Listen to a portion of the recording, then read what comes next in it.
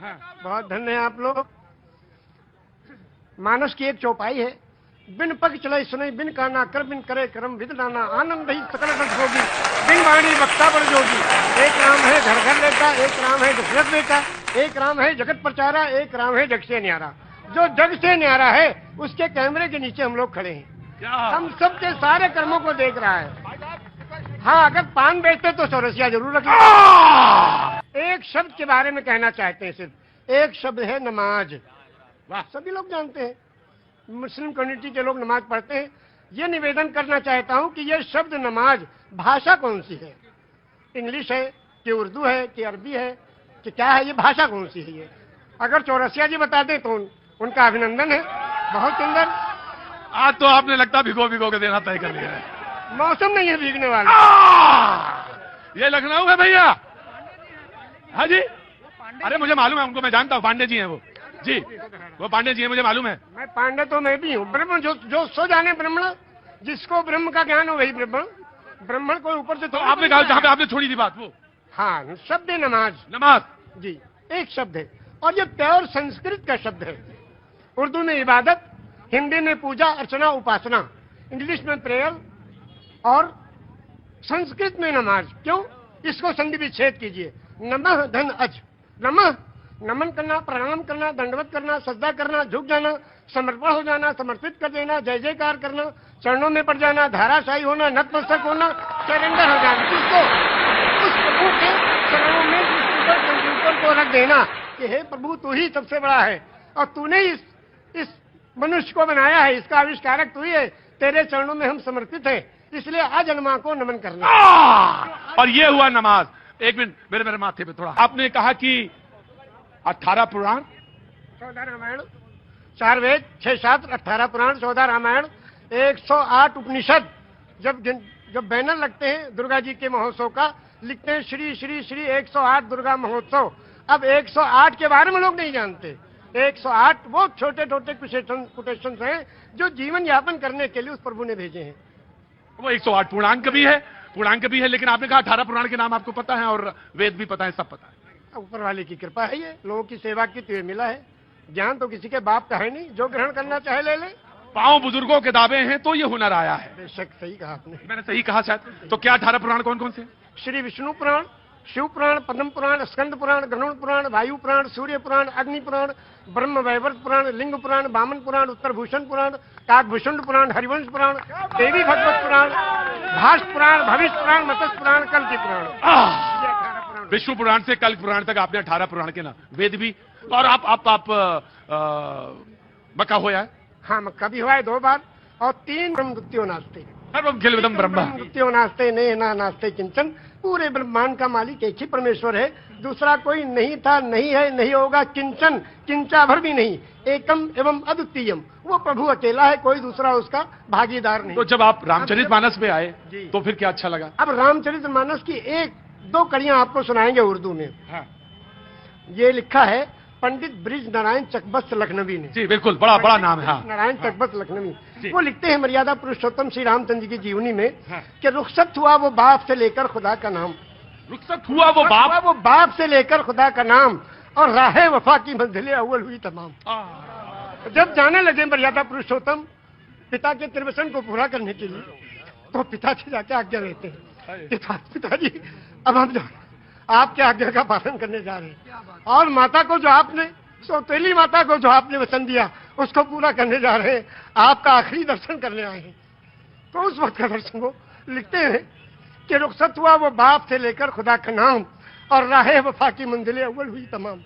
पहली मंजिल खत्म हुई और बाप से आज्ञा लेके और वनवास के लिए जा रहे हैं।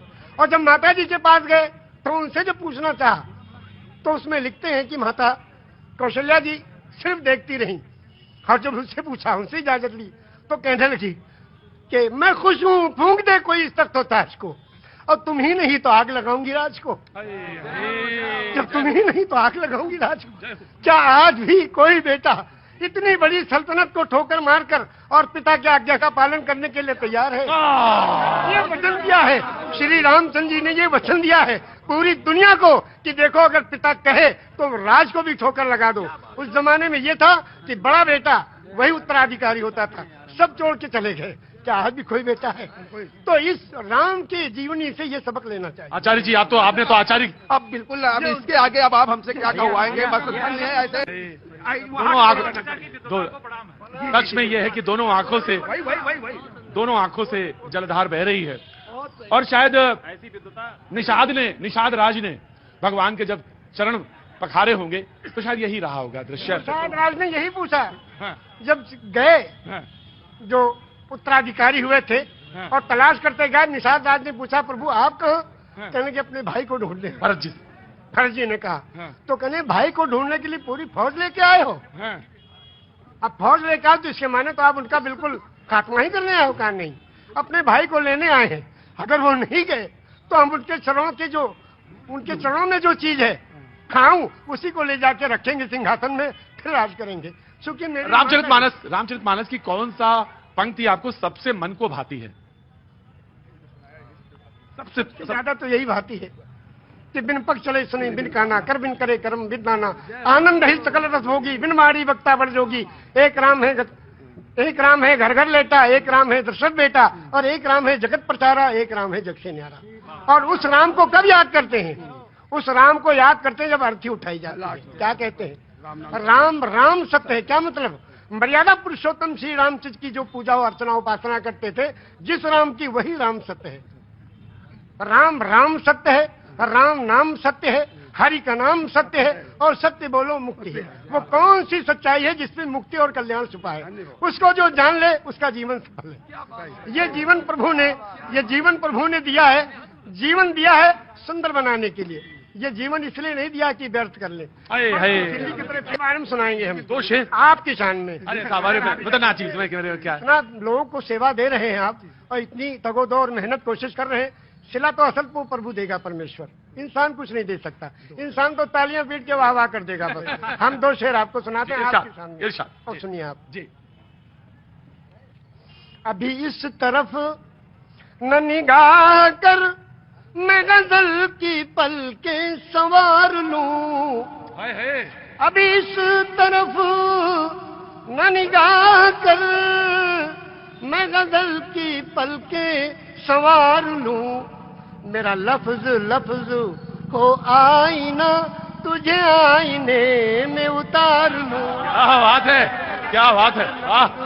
हो आईना, तुझे आईने मैं उतार लूं।